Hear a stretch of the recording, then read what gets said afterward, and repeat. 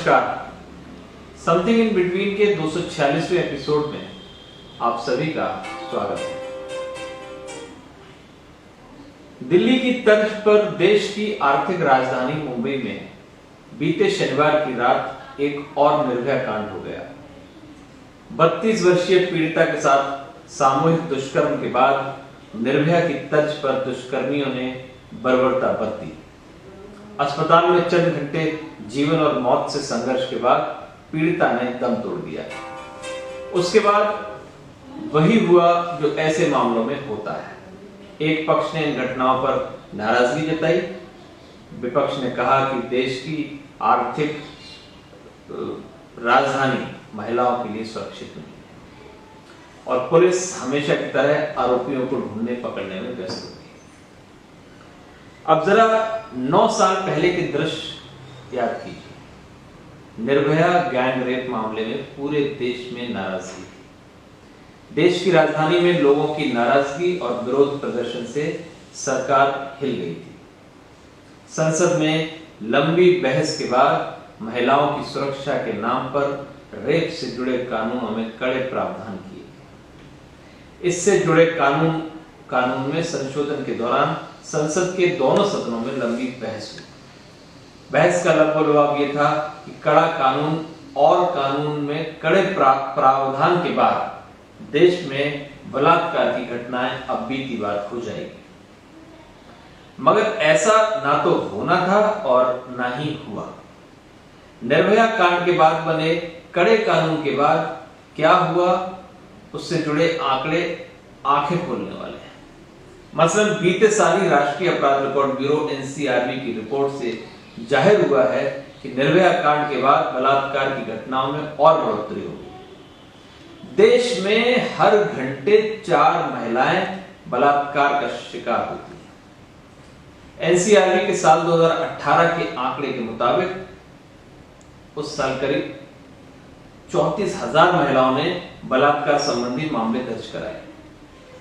इससे एक साल पूर्व यह संख्या करीब 32,000 थी।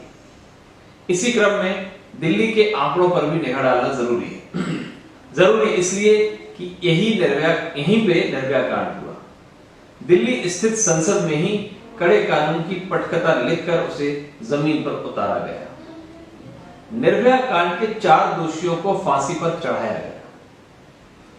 अब जरा उस दिल्ली की स्थिति पर निगाह डालिए। बीते साल देश की राजधानी में 1429 दुष्कर्म की घटनाएं घटी। जिस साल राजधानी में निर्भया कांड हुआ था, उस साल देश की राजधानी में दुष्कर्म की 706 घटना सामने आई। इन आंकड़ों पर गौर करने से पहले ही समझना जरूरी है कि वास्तविक संख्या इससे बहुत ज्यादा हो सकती है। वह इसलिए कि सामाजिक दबाव, भय, कानूनी पेचीदगियों सहित अन्य कारणों से महिलाएं बलात्कार का मामला दर्ज कराने से कतराती हैं।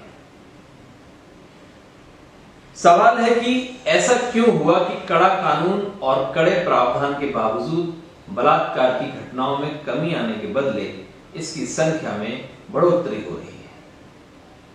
सबसे पहले तो यह है कि हमारी नीति नियंताओं ने यह मान लिया है कि कानून व्यवस्था और महिला सुरक्षा को महज कानून के सहारे ठीक किया जा सकता है।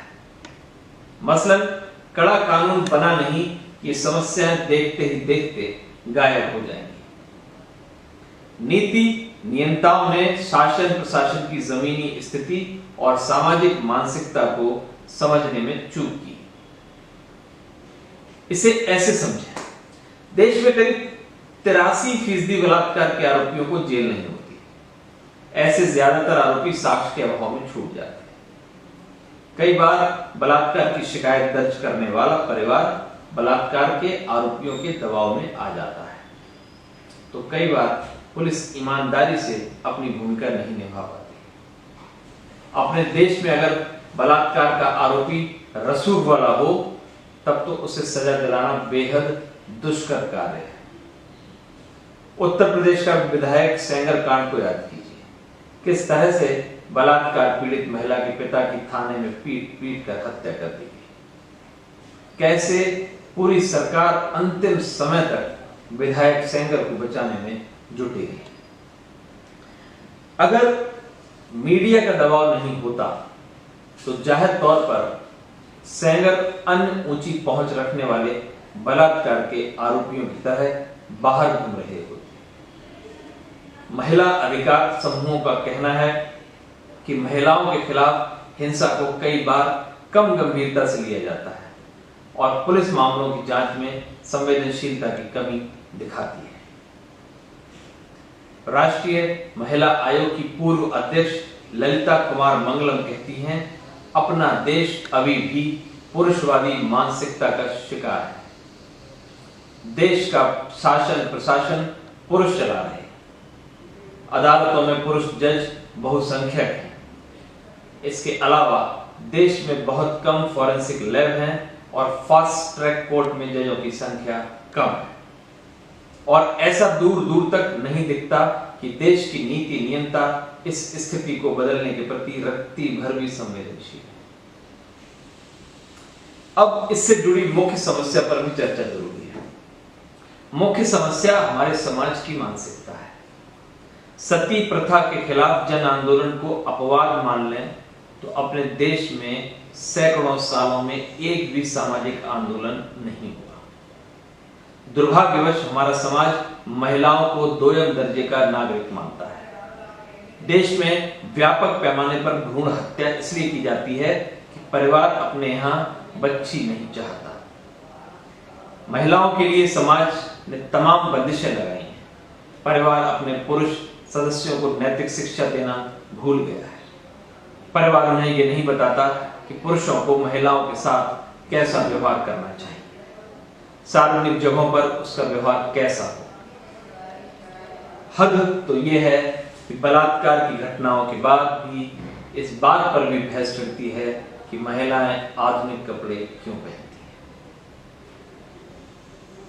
रात में क्यों घूमती हैं।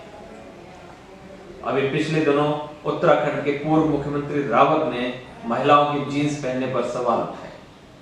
शायद उन्हें नहीं पता कि बलात्कार की ज्यादातर घटनाएं गांव में होती हैं, जहां महिलाएं रात में नहीं घूमती, जहां जींस की आसान पहुंच अब तक नहीं हो पाई है। जाहिर तौर पर बलात्कार की घटनाओं पर लगाम लगाने के लिए सिर्फ कड़े कानून के भरोसे रहने से हमें कुछ हाथ नहीं लगने वाला। अगर कड़ा कानून ही विकल्प होता तो निर्भया कांड के बाद ऐसी घटनाओं में बढ़ोतरी नहीं होती। समस्या समाज की मानसिकता है, हमारे नीति नियंताओं की मानसिकता है, पुलिस प्रशासन की असंवेदनशीलता है। अगर इस सबसे घिनौने अपराध पर लगाम लगानी हो तो हमें इसकी चौतरफा घेरबंदी करनी होगी। नमस्कार।